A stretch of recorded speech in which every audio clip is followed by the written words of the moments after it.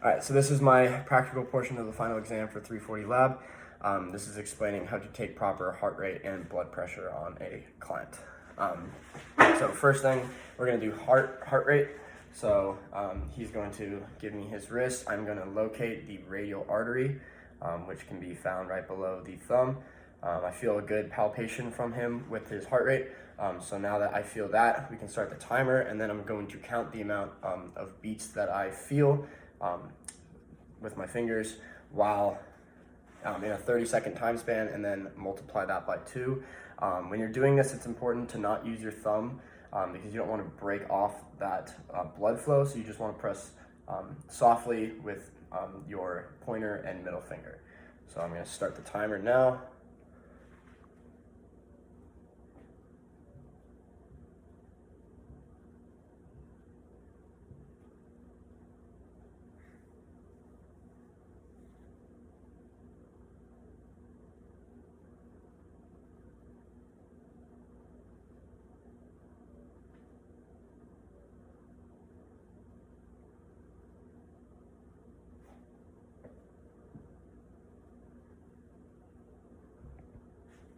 All right, so after 30 seconds, he had 30 beats, so that puts him at, multiply that by 2, that gets him 60 beats per minute, which is a very normal resting heart rate. Anywhere from 60 to 80 is good, and then well-trained athletes are lower. John here is a very well-trained athlete, so he does have a lower heart rate because of his cardiovascular fitness.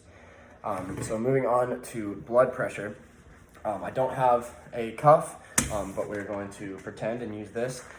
So when you're doing this, you want to wrap the cuff around their bicep like this, making sure that it's tight enough but not, blocking off their circulation.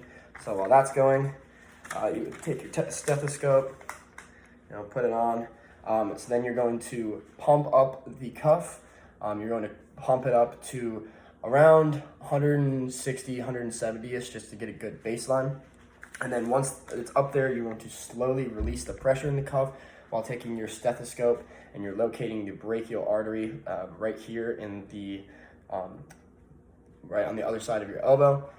So I'm going to place that here, and then as I'm releasing it, I'm listening for the sound, Korsakoff's sound, which is the first little noise that it makes. The swoosh is going to be the systolic blood pressure, and then once that sound stops is the diastolic blood. So as it's going, you see where that number starts, where you hear the first sound, and then as it goes all the way down, you calculate or you see when it ends. So the first number would be your systolic blood pressure, and then your second number would be your diastolic blood pressure. And normal ranges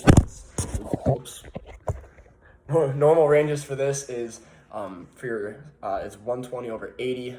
That's usually where it can be. But then with exercise, the systolic blood pressure can increase due to increased stroke volume and demand for blood.